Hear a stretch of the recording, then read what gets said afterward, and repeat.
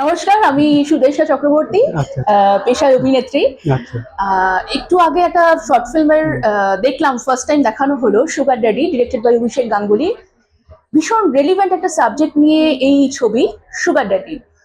এখন আমরা ভীষণভাবেই দেখছি যে যারা ইয়াং ছেলেরা বা ইয়াং মেয়েরা, বিশেষ করে ইয়াং মেয়েরা যারা একটু নিড বেসড, তারা বন্ধুদের সাথে কম্পিটিশন করতে বা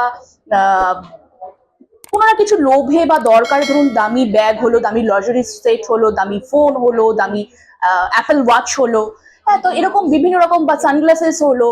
তো এইরকম অনেক কিছুর জন্য কিন্তু একটু বয়স বেশি, ধরুন বাবার বয়সী, ধরুন একটা 17-18 বছরের মেয়ে বা 20-25 বছরের মেয়ে, তারা মোটামুটি 45, 50, 55, এমনকি 60-62 বছরের লোকের সাথেও চলে যাচ্ছে।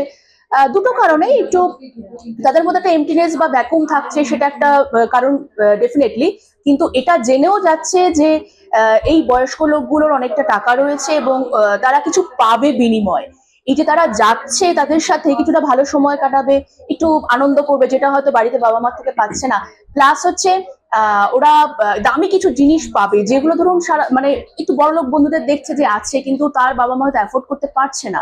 তখন কি করছে, সেই চাহিদাটা এইভাবে মেটানোর চেষ্টা করছে। সো আমরা হয়তো অনেকেই বলবো there is nothing wrong in it, but the thing is that end of the day তে যখন তারা ব্ল্যাকমেইল হচ্ছে, তখন সেটা কিন্তু ভীষণভাবেই মানে সমাজের জন্য এটা ঠিক হচ্ছে না। সো ইন এনি কেস বলবো সবাইকে একটু অ্যালার্ট থাকতে।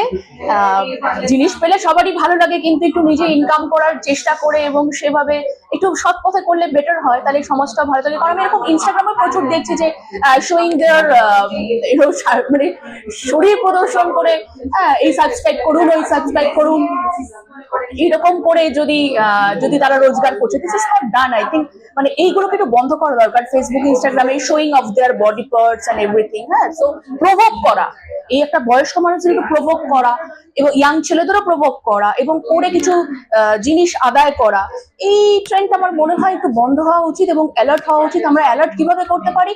ফিল্মের মাধ্যমে করতে পারি, শর্ট ফিল্ম হোক, বড় ফিল্ম হোক, যেভাবেই হোক আমরা মেসেজটা দিতে পারি, চেষ্টা করব একটু সোসাইটিটাকে একটু বেটার দিকে যাওয়ার। সো নিজেরা ইনকাম করার চেষ্টা করুন না, মানে জাস্ট বডি শো অফ করে এইভাবে কারোর থেকে মানে না ইয়ে করে, নিজেকে চিপ না প্রমাণ করে। আমার মনে হয় এটা ভাবার দিন এসছে। So all the best to Abhishek Ganguly, ভীষণ ভালো একটা রিলেভেন্ট ফিল্ম বানিয়েছেন অ্যান্ড কাস্ট ভীষণ ভালো কাজ করেছে। I am so happy watching this. Thank you.